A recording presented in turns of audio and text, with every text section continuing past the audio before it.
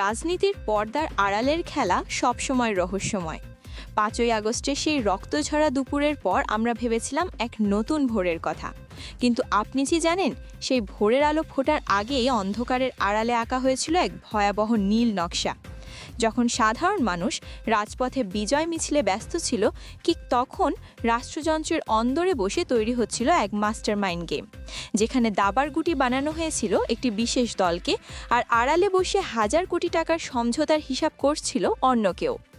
আজ আমরা এমন কিছু ঘটনা, তথ্য ও বিশ্লেষণ তুলে ধরতে যাচ্ছি যা শুনলে অনেকেরই চেনা রাজনৈতিক মানচিত্র নিয়ে নতুন করে ভাবতে হতে পারে। প্রস্তুত থাকুন, কারণ সত্যের এই সরব হয়তো বাংলাদেশের রাজনীতির অনেক অজানা অধ্যায়ের দিকে ইঙ্গিত করে। বাংলাদেশের রাজনীতির প্রেক্ষাপটে সাম্প্রতিক সময়ে একটি অদ্ভুত ন্যারেটিভ ছড়িয়ে পড়তে দেখা যাচ্ছে। আপনি যদি সামাজিক যোগাযোগ মাধ্যম স্ক্রল করেন কিংবা ড্রয়িং রুমের আড্ডায় কান পাতেন, প্রায় একই ধরনের একটি বয়ান বারবার উঠে আসছে, যেন দেশের প্রতিটি রাজনৈতিক ব্যর্থতা কিংবা অস্থিরতার দায় গিয়ে পড়ছে একটি নির্দিষ্ট দলের ওপর। এমনকি অনেকেই মজা করে বলছেন যেন দেশে বৃষ্টি না হলেও তার দায়ও সেই দলের। রাজনৈতিক মহলে এখন একটি কথাই ঘুরে বেড়াচ্ছে, যত দোষ শফিক ঘোষ, অর্থাৎ জামায়াতের আমির ডক্টর শফিকুর রহমানের নেতৃত্বাধীন জামায়াতে ইসলামীকে ঘিরেই তৈরি করা হচ্ছে একটি নেতিবাচক প্রচারণার ঘূর্ণিবর্ত। অনেক বিশ্লেষক মনে করছেন এটি নিছক সমালোচনা নয়, বরং একটি পরিকল্পিত রাজনৈতিক ন্যারেটিভ তৈরির চেষ্টা। একটি দলকে ক্রমাগত জনমনে ভিলেন হিসেবে প্রতিষ্ঠা করা হলে রাজনৈতিক অঙ্গনে অন্য কিছু বড় ঘটনার দিকে মানুষের দৃষ্টি সহজেই সরিয়ে নেওয়া যায়। আর ঠিক এই সময় সামনে আসে ৫ই আগস্টের পরবর্তী প্রশাসনিক পরিবর্তনের প্রশ্ন। সেই সময় সচিবালয়ের ভেতরে ঘটে যাওয়া কিছু সিদ্ধান্ত এবং প্রশাসনিক রদবদল নিয়ে রাজনৈতিক মহলে নানা আলোচনা শুরু হয়। বিশেষ করে তরুণ দুই রাজনৈতিক মুখ নাহিদ ইসলাম ও আসিফ মাহমুদের নাম ঘিরে তখন বিভিন্ন বিতর্ক সামনে আসে। সমালোচকদের দাবি, প্রশাসনের গুরুত্বপূর্ণ কিছু সিদ্ধান্ত তখন এমনভাবে নেওয়া হয়েছিল যা ভবিষ্যতের রাজনৈতিক সমীকরণকে গভীরভাবে প্রভাবিত করে।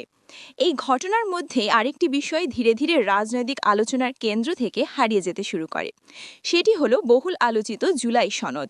একসময় যাকে অনেকেই রাজনৈতিক সংস্কারের সম্ভাব্য ভিত্তি হিসেবে দেখছিলেন, সেই সনদই অল্প সময়ের মধ্যে প্রায় অদৃশ্য হয়ে যায়।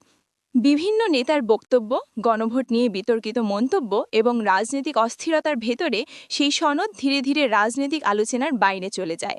ফলে প্রশ্ন উঠতে শুরু করে, এটি কি কেবল রাজনৈতিক ব্যর্থতা ছিল, নাকি ইচ্ছাকৃতভাবে একটি গুরুত্বপূর্ণ ইস্যুকে আড়াল করা হয়েছিল? এরপর আসে 12ই নভেম্বরের সেই রহস্যময় রাতের ঘটনা। নির্বাচনী উত্তেজনায় ভরা সেই রাতে হঠাৎ করেই রাজনৈতিক অঙ্গনে এক ধরনের অস্বাভাবিক নীরবতা নেমে আসে। বিশেষ করে জামায়াতের কার্যক্রম নিয়ে তখন নানা জল্পনা ছড়িয়ে পড়ে। রাজনৈতিক সূত্রগুলো বলছে, সেই রাত প্রায় 1টার দিকে একটি রহস্যময় বার্তা ঘিরে আলোচনা শুরু হয়, যার সাথে নাহিদ ইসলামের নামও জড়িয়ে যায়। কিন্তু সেই বার্তা প্রকৃত অর্থ কী ছিল এবং সেটি কাকে উদ্দেশ্য করে দেওয়া হয়েছিল তার স্পষ্ট ব্যাখ্যা আজও সামনে আসেনি। এই সব ঘটনার মধ্যেই সবচেয়ে বেশি আলোচিত হয়ে ওঠে তথাকথিত 400 কোটির ডিলের গুঞ্জন।